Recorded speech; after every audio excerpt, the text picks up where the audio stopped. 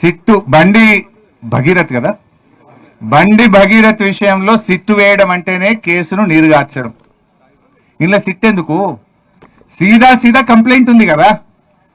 అసలు కంప్లైంట్ వచ్చి 4 రోజులైనా ఇప్పటిదాకా ఎందుకు అరెస్ట్ చేయలేదు? డైరెక్ట్ గా ఇప్పుడు మా బీఆర్ఎస్ పార్టీ మా క్రిషాంకో లేకపోతే మా నల్లబాలో రీట్వీట్ చేస్తే రాత్రి 1 గంటగా చెతకపోయినావు కదా. 12 బజే రాత్రి ఇంటికి వచ్చి రీట్వీట్ చేస్తే వాళ్ళేమి రేప్ చేయలే, మర్డర్ చేయలే, డ్రగ్స్ తీసుకోలే. ట్విట్టర్లో వాళ్ళ అభిప్రాయాన్ని రీట్వీట్ చేసింది అంతే. దానికి 1 గంట రాత్రి పోయి బీఆర్ఎస్ కార్యకర్తలు అరెస్ట్ చేసి కేసుల మీద కేసులు పెట్టి పీటీ వారెంట్లు వేసి బెయిల్ రాకుండా లోపల పెట్టిన రేవంత్ రెడ్డి 4 రోజులైనా ఒక రేప్ కేసులో కంప్లైంట్ వస్తే ఇప్పటిదాకా నువ్వు అరెస్ట్ చేయలేదంటేనే నీ కుమ్మక్కు రాజకీయం బయటపడుతుంది.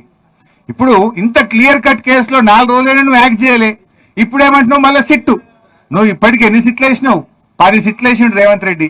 ఒక్క సిట్ అన్నా ఇప్పటికేమైనా రిపోర్ట్ ఇచ్చిందా? నీ 10 సిట్ల రిపోర్ట్లు బయట పెట్టు ఫస్ట్. ఇప్పటిదాకా 10 సిట్లు వేసినావు రేవంత్ రెడ్డి. ఏ సిట్ అన్న తేల్చిందా? ఏ సిట్టు మీద చర్యలు జరిగినాయా? నువ్వు ఇక్కడ కూడా సిట్టు వేయడం అంటే నీరుగార్చడమే కేసును. ఉద్దేశపూర్వకంగా కుమ్మక్కై నువ్వు ఇలా ఈ సిట్టు వేసి కేసును నీరుగార్చే ప్రయత్నం చేస్తున్నావు. లీగల్ ఇస్తాడు. ఇప్పుడు ఇంకోటి ఉంటుంది నా డౌట్. ఇవాళ ఏంటంటే పార్లమెంట్ ఎన్నికలు రాగానే అప్పుడు సిట్ వేసిండు కదా, ఏది టెలిఫోన్ ట్యాపింగ్ లీకులు వస్తాయి. ఇట్లా అయిందట అట్లా అయిందట సినిమా యాక్టర్లు అయిందని.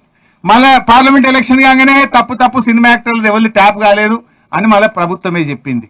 మళ్ళా మొన్న సర్పంచ్ ఎన్నికలు మున్సిపాలిటీ ఎన్నికలు రాగానే మళ్ళీ సిట్టు లీకులన్నీ వచ్చినాయి. అలేవో మొన్న ఎలక్షన్లు అయిపోయినాయి, బంద్ అయింది.